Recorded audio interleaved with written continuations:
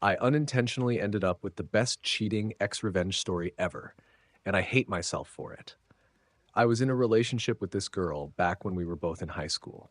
Our relationship was really toxic, and now I realize that a big part of that was my fault.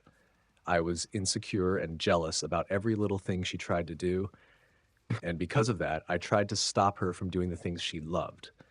One of those things was modeling. She started doing photo shoots with a pretty well known photographer in our area, and at the time, this really upset me. This was nearly 10 years ago, and I've matured a lot since then, I promise. I told her how I felt about it, and we started arguing.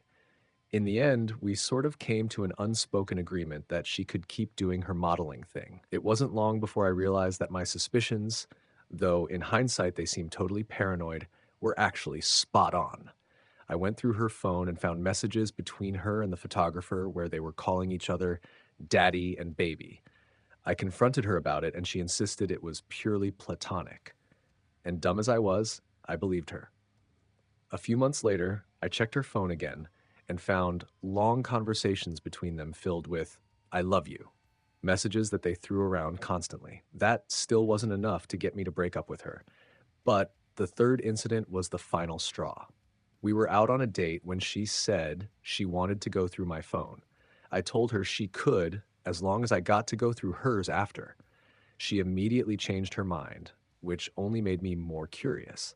So I insisted she could check mine and I'd check hers afterward.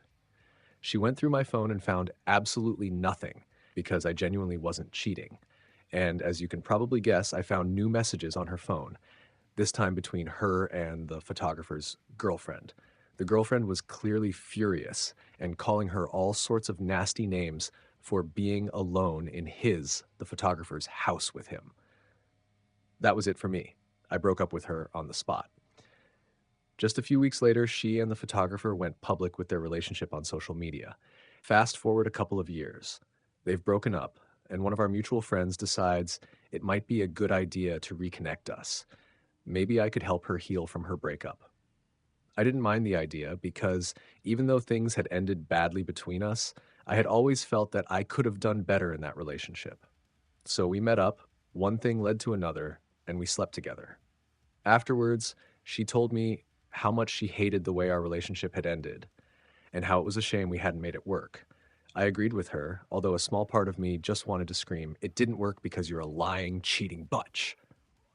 Over the next few days, we kept meeting up, and every time it ended with us in bed.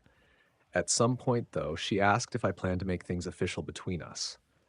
I lied and told her I'd just gotten out of a relationship and wasn't ready to start a new one.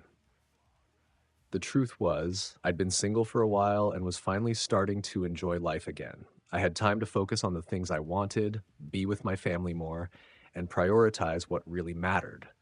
I truly felt that I had grown a lot since we last talked, and she was still the same person. She was still this, just with a new haircut. I knew in that moment that I had no intention of getting back together with her. Then she asked the one question I really didn't want to hear. When will you be ready? On the spur of the moment, I told her I wasn't sure, maybe soon.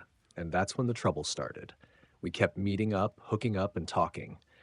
And day after day, she asked the same question. Are you ready yet? You know, when you're on a long road trip and a kid in the back seat keeps asking, are we there yet? And you just want to turn the car around and tell them, we're not going anymore because of you, just to make them feel bad. Well, it was kind of like that. I couldn't take it anymore and just wanted her to stop asking. But instead of telling her the truth, I told her something completely different. I said that all of this had been part of a master plan to get back at her for cheating on me all those years ago, that I'd just been waiting for the right moment to screw her over. I told her that I didn't care about her at all, and that she was delusional forever thinking I'd get back with her after what she'd done. Of course, that conversation ended with her in tears. I dropped her off at our mutual friend's place, and we never spoke again.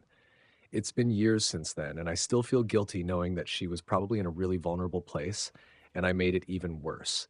I'd honestly like the chance to tell her the truth, that I had pretty much forgiven her for what happened even back then, and that I understand I was really toxic too. But that's not gonna happen. She's blocked me on everything, and the last thing I want is to drag our mutual friend back into anything involving her again. Edit. I get that the whole cheating thing might seem like it justifies what I did to some people, but the truth is, I'd already moved past it at that point. In the beginning, I really was open to giving things another shot. Maybe you think she deserved it, but I just feel bad knowing there were better, kinder ways to end things, and I just didn't have the courage to do it properly.